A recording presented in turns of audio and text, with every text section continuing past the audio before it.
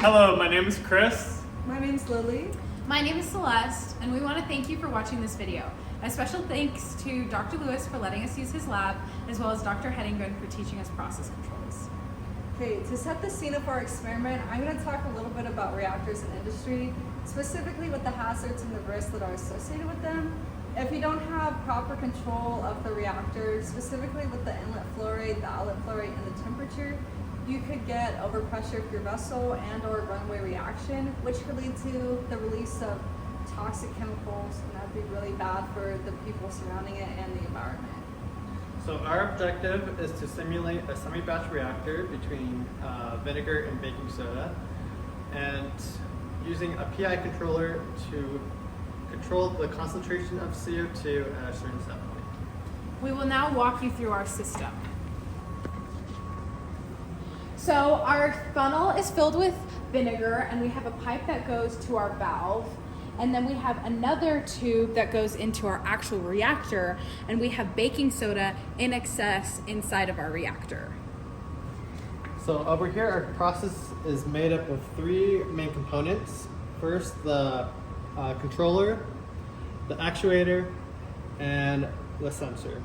So for our microcontroller is an ESP32, which is hooked up to our breadboard, and it signals to the actuator to open between 165 degrees for a closed valve and 130 degrees for a steady stream.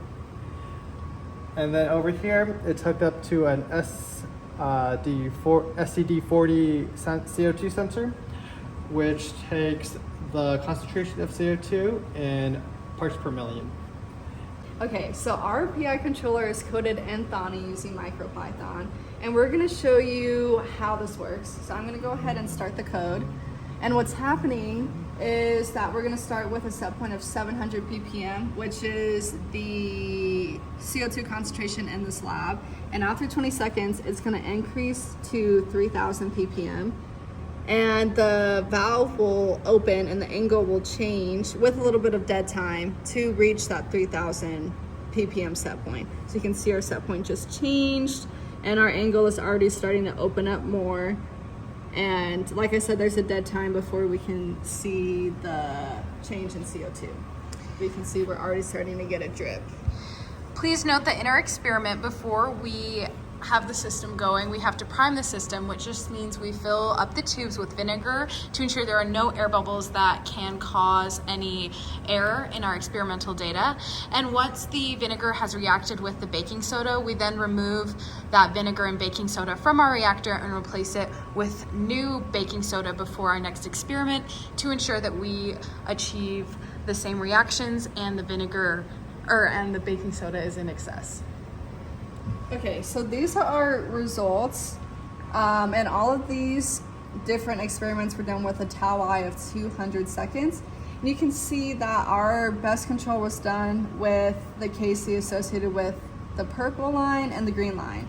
So for our system, the best PI parameters are tau I of 200 seconds and a KC of somewhere between -0.002 and -0.0025.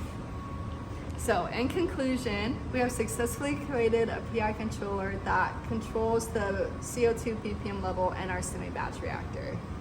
Such implementation of PI controllers in industry should have a positive impact on public welfare and public health. Also, it should have a positive impact on the environment, as it would reduce waste in reactants and products. Thank you so much for watching our video.